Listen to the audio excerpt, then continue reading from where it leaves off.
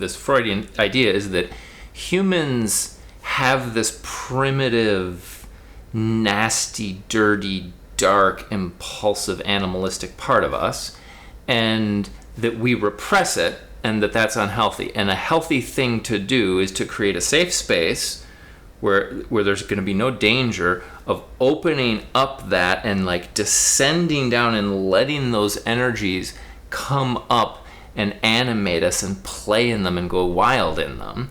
And then in my world, now this is not so much Freudian, and this I think comes from the kink community or the sex positive community, like a safe space with a partner is the perfect place to do that. And you and me are going to be like, hey, you want to get nasty and kinky? And we can play all kinds of crazy things, and we can say whatever we want. That safe space sort of is akin to like the therapy. So in the Freudian thing, it's like the therapy place was the safe container where the patient could, quote, regress. Mm-hmm. And in this kink world, the sexual relationship and the kind of sexual agreement is the safe space where we can get super nasty and kinky. Mm-hmm.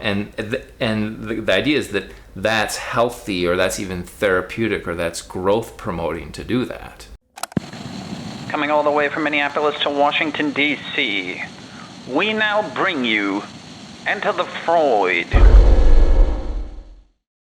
Warning, this is for entertainment purposes only. It is no way medical advice. Listen at your own risk. The other girl was like a Latina who's dating a white guy, and she was like, and she asked me about my boyfriend, and I was like, oh yeah, he's white. And she was like, but I don't know, like, I can't see white dicks. And I was like... She just can't deal with white dicks? Yeah, she said they're too pink, and she needs, like, a black guy. But then she said all the black guys are not, there's no good ones here. They don't have jobs, and they're, like, whatever. So she has to choose between good black dick but no job, or lousy pink dick but with job.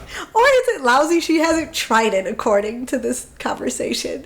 So I'm like, maybe I want to try it out a little bit. Then we were leaving. There was like 4 white guys leaving, and I almost said to her, well, you want to try one? There's like 4. Pick one. Like, I'm sure they'll give it to you.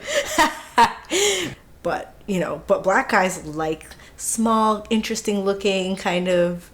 The thing about Latinos is they're racially mixed and ambiguous, so of course they're like, ooh. And you're saying black dudes like that? Yes, they definitely like that. The mixed, ambiguous thing. Yes. I mean, that's why Latinos are perfect, because it's like they're not clearly in any category that you can kind of... They could be Asian, they could be mixed, they could be white, they could be anything.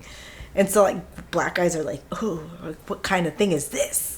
And I was like, basically, Latinos are like every other race, just add Spanish on it, and then some interesting food, or music. But so it was really funny. It was hilarious. And it's because we were talking about, like, you and I conversations today about, like, sex and women. She goes, I feel like everything I ever was told growing up from black guys is that white girls are dirty as fuck. And they'll do all sorts of stuff. They'll let you come on their face. That's what she heard from black guys? Yeah. And I've heard that, too. Which is why it was interesting in your conversation, because everything we're told is that white girls will let you stick it anywhere or do anything. And like I kind of don't think kinkiness is related. I think there's kinky in all colors, and it just doesn't make any difference. Right, but though probably the more ostensibly uptight a woman is, like if she's uptight in public at work, then the wildness comes out in the bedroom. And white women probably are more uptight in public. Maybe, because, we were talking about that, and you were like, oh, that sounds like white women. I'm like, black and brown women, our families are surprisingly conservative. And there's a lot of, like, conflict, especially religious. And Kato was saying the same thing. Like, we're like, oh no, you're not supposed to be like fucking random dudes or doing anything. That's a white girl thing. Oh. And so when you said it was, I'm like, dude, that seems like a white girl thing, and not at all my experience of any of my friends or where I come from, because there's a level of like religiosity that comes with both Latino and black culture, and that extends into the bedroom. Yeah. And actually, I went down a little bit of a rabbit hole after I talked to you today. Because I was like, I'm like, let me find black women talking about sex and sexuality. So I found one podcast and then one YouTube video. And essentially the conversations were the same. It's like, for this particular conversation, it was about black women specifically, so they weren't talking about Latinas. It was like coming into being sexual and understanding sexuality, because I think so many times, at least from my experience growing up and with my friends, sex was something that was done onto you, like by a guy. Like, you're there and your worth is like letting them fuck you, but it didn't really have very much to do with what you were getting out of it. And so in that way, we absolutely weren't attuned to sex, or in any way that was like... Because you're not really supposed to be attuned to your own sexual desire. No. And where do you think this learning or teaching comes from? I mean, depends on how you... Which way you're looking at this. Because one, there's the religious one, which is the wife is for the husband, right? Yeah. And to please the husband and to do what the husband wants. Yeah. The other is... If you take it completely out of the religious context and like back school kids talking, it's like sex is for boys, boys like sex, and girls want boys to be in relationships with them and like them, so let them do whatever they want. That's just kind of like the narrative going around everywhere from an early age. I mean, that's...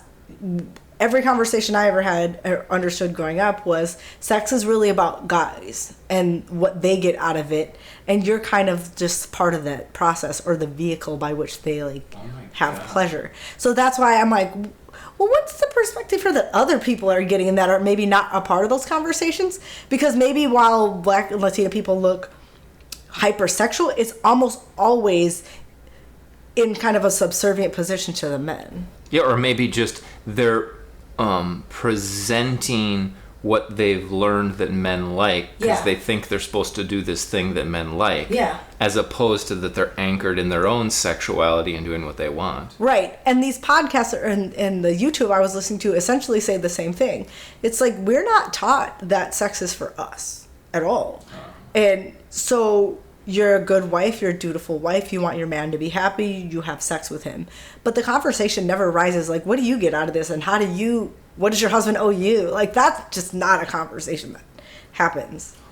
And so in any context, because, you know, if I think about, again, going back to the growing up with what the kids were talking about, never did the guys say, oh, I really made love to her and she enjoyed it. It's like, I fucked her.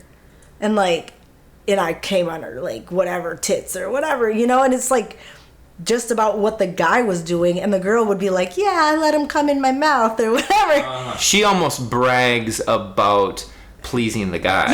Yeah. So it's almost never about what you're going to get. And then, and I was talking to a friend about this. We're like, after sex, we're like, that was fucking trash. That was trash dick. He's horrible. But there's never a kind of accounting for what we're supposed to want or how we're supposed to communicate that. Yeah. At all. So the women, after sex, they'll get together with their girlfriends and talk shit about how bad the sex was with that guy. Yeah. But when they're dating the guy and they like the guy, they're not going to communicate with him what they need or what their desires are or anything. No, I don't. I think that's changing, but I think traditionally, no, it's not. That's not the conversation, because so much is tied to... And to some extent, it's our fault. It's about the male ego, and you want them to like you, and you want them to be happy. Mm-hmm. But in that, you're like, well, I'm not telling you anything that's not working for me. Yeah. And then it's when the relationship's not good. Then we're like, oh my God, that was terrible, and we just have to talk shit about you now. But had we had that conversation, or had we even known that we could ask for something, or that the conversation could be different, or that we've even explored our own sexuality, it wouldn't probably be that way. Yeah. Just, you know, and I don't know why, you know, and I don't even, part of the conversation this morning that I was having with some other people was, well, is it cultural conditioning? Maybe, but is it also what conversation we're choosing to have now? Because I don't think that we can claim ignorance anymore. Like, I'm 42. I can't say that, well, my culture told me I'm not supposed to like sex or ask for anything. Well, but the people you're talking to were kind of complaining about cultural conditioning. Yeah. And you're saying at some age you have to be able to transcend that. Yeah, because in the age of the internet and the age of all the sorts of conversations people are having. Right. You can access whatever cultural training, teaching you want. Right. And you can change that. And who honestly is sitting around being like, oh, I can't believe that Rihanna fuck that dude. And even if they did, who cares? I'll just get a new friend. Like, it doesn't matter. Like, but we're looking for some place to place always the blame that isn't really saying, well, what do I bring to this? What am I not doing? Right. And how do I own my own sexuality or my own experience? Yeah. Because I can't really blame that on everybody. And actually the conversation started about orgasms and whether or not it was men's responsibility to create an orgasm in women. And so and people were arguing about that. Yeah, because, well, there was some lesbians in the conversation. And they're like, that's where we come in. Yeah. And I was like, ooh, that's... They're like, we never have to have this stupid conversation. You guys are stuck with the loser males that don't know how to do it right. Right, and I was like, well, I don't float that direction, so that's not a good conversation for me, but do you? But again, that same conversation is, okay, only women know what women want, maybe. But you also didn't tell the guy, and you didn't have a conversation with him about that. Yeah, I don't think that's true. I think every individual is different, and I only know what I want, and if I don't share it with you, you'll never know. Or if I'm gay, if I don't share it with my male partner, he'll never know. Right. Because everyone's different. Right, but when it comes to like female orgasms in particular, I could tell you lots of things. I could say, hey, put your ass over here, or lick me there. But the other part is, if I'm not comfortable with myself, or in that interaction, no matter what, it's not going to happen. It's going to be a miracle if you get there without that whole thing. So without you feeling comfortable. Right. Or me being present or comfortable in my body and relaxed enough to do that.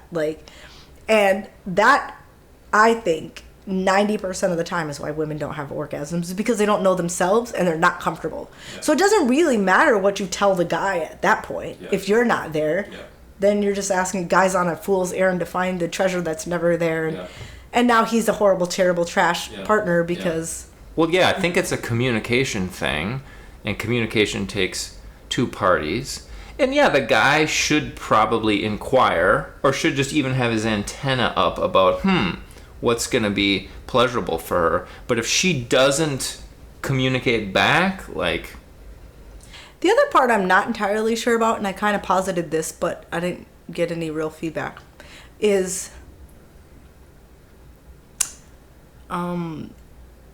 whether or not there's a difference of having sex with someone on a casual basis. Like, if I don't know you and I go pick you up at the club, what is the likelihood that I'm going to have an orgasm? Probably close to 0 for a woman. For men, it's still good. But for a woman, it's fucking highly unlikely. Because, again, there's a lot that goes into it, and a lot of it's about comfort and being relaxed. And if I don't know you and it's a new situation, the odds of me fucking having good sex with you are pretty much close to 0. And my sense is you're right in terms of your generalization about women, but maybe some women actually can come easily with one-night stand casual sex, and some women can't. I don't know. Yeah, but the number of women that can't orgasm at all would dictate that that's obviously not the case. Mm-hmm. So, I mean, I'm not saying that nobody can. I'm pretty sure it's possible. I think I've done it at least once. But it being a consistent thing is not there. Yeah. You know, it might happen once every now and then. But so part of it is about you can have all sorts of one-night stands you want, because then you have to change the expectation for sex, because then orgasm is no longer the expectation. And then what's the goal? That if a woman decides she wants to have a one-night stand, and she's probably not going to have that type of sexual pleasure, why is she doing it? Because it's fun. I mean, I almost never come with the guy. Even if I date the guy on the first time we have sex, that's almost never. But it's still fun. Yeah, because you get to be close to someone. You get to kind of play the game and feel all the, especially when it's, dirty or hot. You know, that's fun. But you're not going to get to the orgasm part. You're just going to have to enjoy the other parts of it. Yeah. And so again, you can't really blame the guy for that, because it's not really his fault. So you have to change your expectation. Yeah. And then if you do want to have orgasms, well, you probably have to talk to that guy tomorrow. You know what I mean? Or you're gonna have to spend a little more time with him and figure it out, because it almost never happens on the first time you're with someone. So yeah, if this generalization is true, it's sort of men almost try to just collapse relationships into just an objectified sexual thing, so they don't have to have intimacy and they can just have sex and orgasms. And what you're saying is that option's unfortunately not available to women. Not really. I mean, again, if you want to just take the orgasm part out of it, then yes. But if you want that as a key part of your sexual experience, then I don't think that works out very well. again, unless you get to the point, and I don't know that most women can, where they're so comfortable with themselves and what they want and being in control of that situation, that then I think it is possible. But because most women aren't there, and definitely most young women aren't there, so if you're in your 20s, sorry, you just don't know that much, then you can do it. But again, it's more about what you know about yourself. And most of the time it's going to involve you probably touching yourself, because it ain't going to be just from the guy on his own. So you got to be comfortable with that. Because if you're just going to go in and have sex and be like, I'm not going to have any, clitoral like stimulation either by myself or get him to do it, you ain't coming. That shit ain't happening. I don't think, shockingly, it does seem like there's a lot of people, or a lot of men, that still don't get that clitoral stimulation is key. But I feel like there's it's a small percentage of women who are comfortable doing their own clitoral stimulation while fooling around with a guy. Right, because most women aren't comfortable touching themselves and don't know anything about their own body,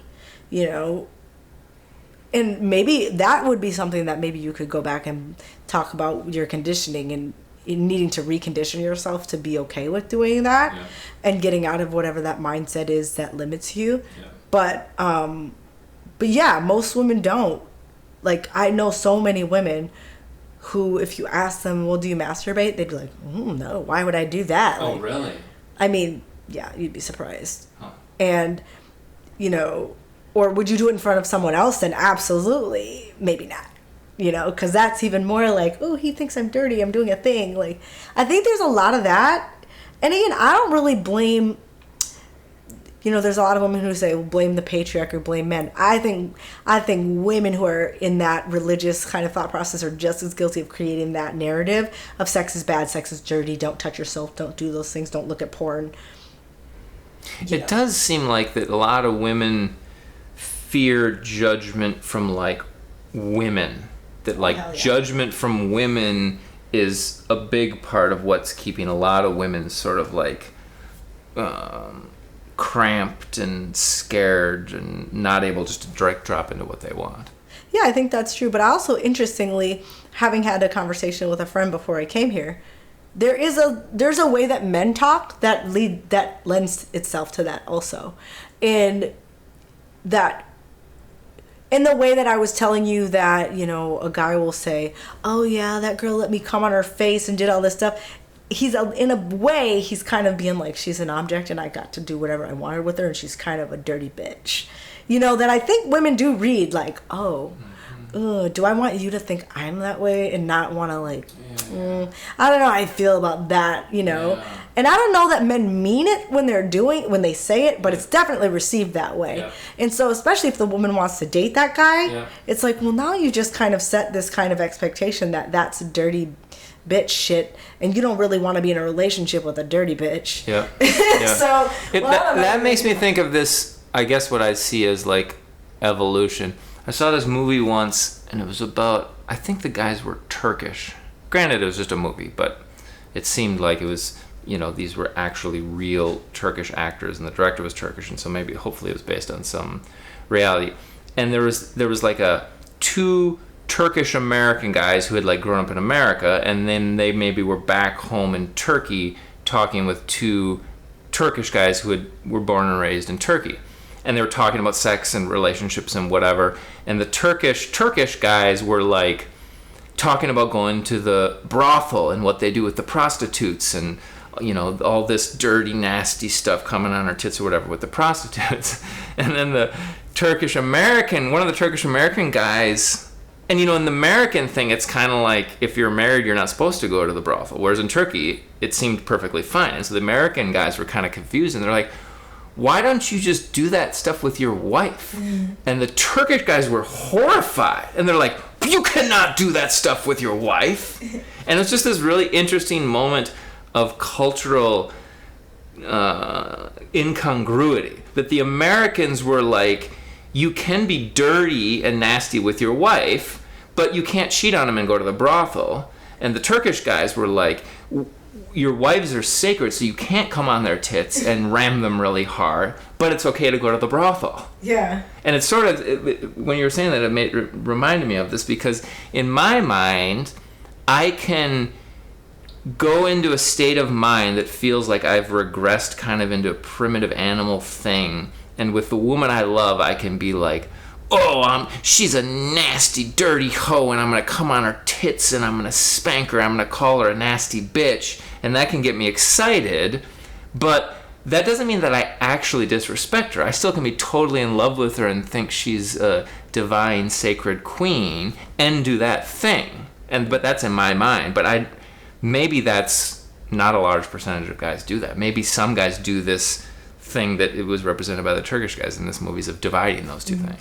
I think just like women are not sure of their place in that relative to relationships or monogamy, I think men are also caught in that. Especially because my experience is mostly with men of color, either Latino or black, and I think there's definitely that kind of same thing. It's like, ooh, I want to fuck my wife, but I kind of gotta like be nice to her and have like a special, like she's a special flower on this pedestal, and I have to like love her and take care of her and keep her in a like box and not do that dirty thing. Yeah. And I think that's starting to change, but I think for everybody there's this kind of like need to change culturally how we see that, because I mean, for Latinos in particular, as far as my experience and understanding is like, you just cheat on your wife then, and everyone knows it's a thing, and that's cool. It's not cool, but you know what I mean? Like, that's the way that you do all the things you're not supposed to do, and then you're a nice husband and a dutiful father to your children. And my suspicion is that's true in a lot of other cultures. And probably just maybe a huge percentage of all people in the world across cultures. Right, and it doesn't serve anybody really well because, well, I mean, for me, I'm an American, but what incentive is there for me to be married then? That sounds terrible. Yeah. And my perspective, and this comes from this, like, Freudian thing. We were talking about how someone was saying bad things about Freud, but this Freudian idea is that humans have this primitive, nasty, dirty, dark, impulsive, animalistic part of us, and that we repress it, and that's unhealthy. And a healthy thing to do is to create a safe space where there's going to be no danger of opening up that and like descending down and letting those energies come up and animate us and play in them and go wild in them.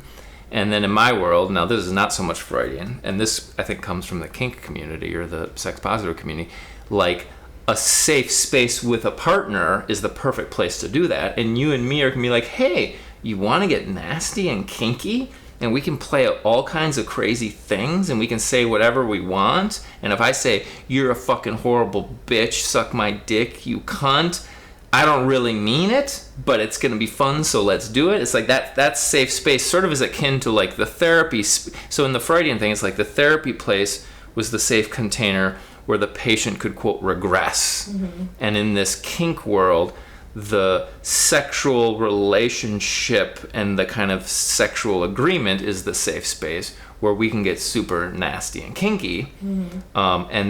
And the idea is that that's healthy, or that's even therapeutic, or that's growth promoting to do that. Yeah, and you know what's weird? My brain the whole time is going, that sounds like just men shit. You know what I mean? It's not that it's necessarily true. But can you imagine yourself doing that? Yeah, I think. But why does it sound like just men shit?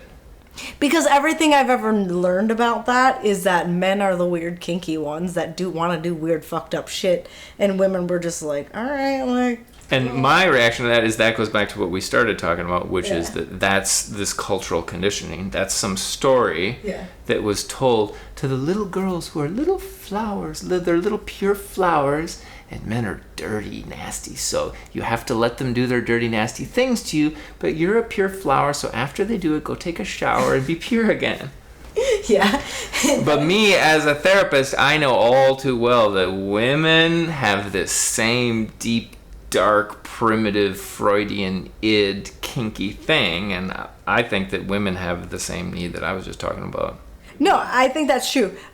I don't know, because part of me is like, my brain is so skewed that I don't know where normal stuff and kinky kind of starts. Like, you know, when I was growing up, you know, doing anything that involved bondage or that was way over there. And now it doesn't seem like it's that far over there. So I feel like I'm normal, and there's like a more extreme version that maybe I haven't engaged in yet.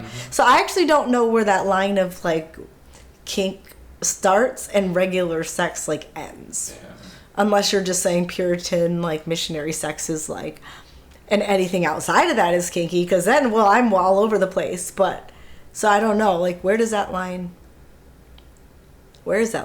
Does anyone know where that line is? Well, I think it's just a slow, gradual gray area towards breaking the rules of what's civilized or proper or yeah, but again, I think I'm kind of screwy because I actually don't really know where that line is. I mean, because I started watching porn so young, and not in a like weird, other people are gonna like see this and think I was like 6 looking at porn. That's not what I meant. Although I did try to like steal dirty magazines to look at naked people, but I think everyone does. I was looking at dirty magazines when I was really young. I mean, me and my friends, I was part of a gang of boys when I was little, really young, and we were bad. We would do all kinds of bad stuff, and we'd be running around at night in the alleys and doing bad stuff. And weirdly, it was like God really like was smiling upon us one day.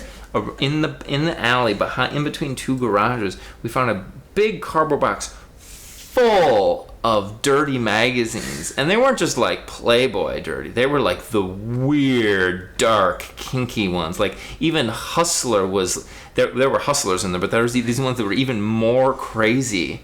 And I'm like 9 years old, and boy, we spent hours going through every single page of these 100 magazines, and it was thinking back, I would not want my son to have seen that stuff when he was 9 years old, because we saw some crazy shit.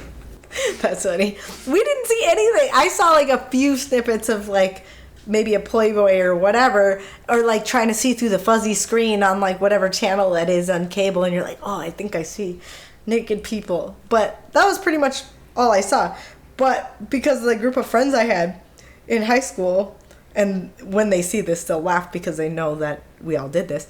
Like, we would get Playgirls and then go up to one of her rooms, and then we'd read the dirty stories and, like, kind of giggle about it. And we never read any stories. We just looked at pictures. We did. We're girls. We were thinking of, like, the whole story about, the, like, just the lead up to it. And, you know, looking at, like... the relational romance intrigue. It was a dirty magazine, so it really, there was no intrigue or romance. But that's what you were looking for, is more of, like, a Twilight or 50 Shades of Grey kind of alluring story leading up to I was just trying to figure out, not the Twilighty part. I wasn't thinking of it in a romantic sense. I was like, how do you get to the sex part? Like, what's the lead up? How does this... Because there is something fun about the lead up to it, and just kind of the mystery and the what's going to happen. And so it's not that you think you're going to like ride off into a sunset, but it's just kind of the building of sexual tension to then...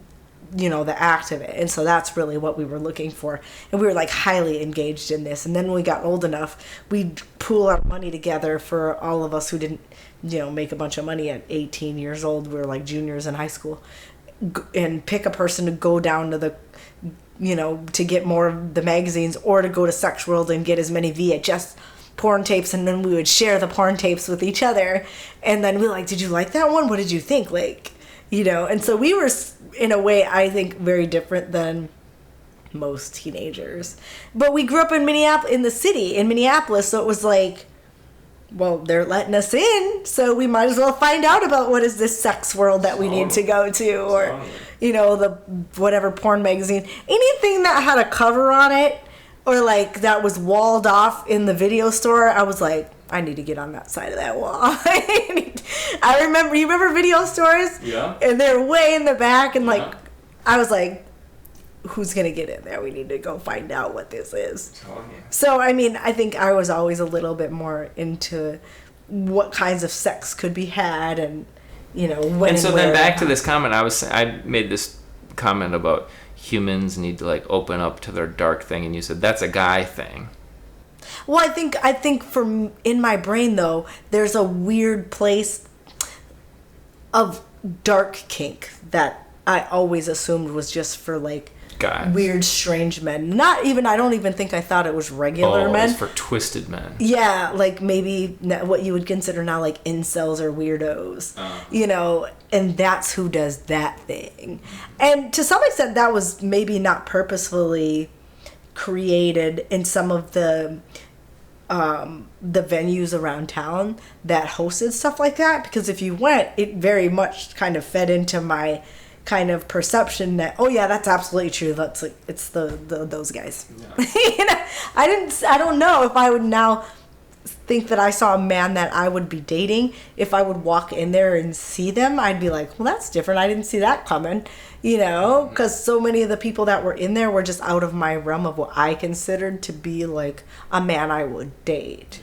And not because of the situation they were in, but just because of just their general physical being. They were often very, frail men, small. And so you associate that kind of with this dark kinky thing. Yeah. Like not healthy. Yeah, so that's where my brain gets stuck, because I don't... lonely, starved, desperate, like a stray dog. Yeah, I mean, honestly, because the clubs that I've been to where that's a thing, that's kind of what you see.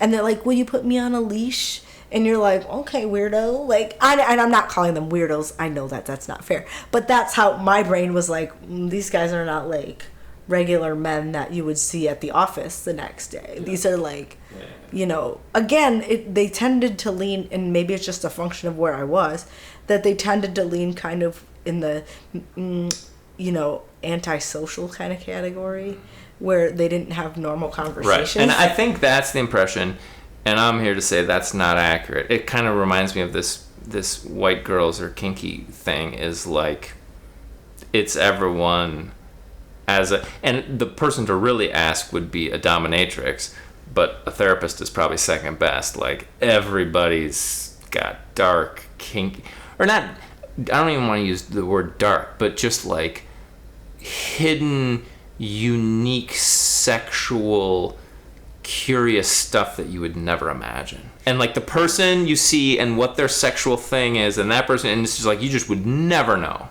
Well, I'm not at all saying that I don't think that's true, because I do think we have a lot of perceptions about who we think does what, whether or not we think, white girls are chaste, like the most chaste of all the ladies that you could find, or whether or not, black women are like these just like exotic sex things that just are like, that's all they're thinking. I think those are both like extreme stereotypes that are not, I'm not saying that there aren't people in those groups who exist in that way, but I don't think that that's a general rule for either group, and I think things are changing a little bit, and it's hard for me to say because I think my group of friends is very diverse and all very comfortable with their sexuality and sex generally. So I actually don't know very many women who aren't that way, but I also know that might be somewhat limited. You're right. It's not representative of most women. Because I mean, I like my friends. I'm friends with them for a reason. I don't think I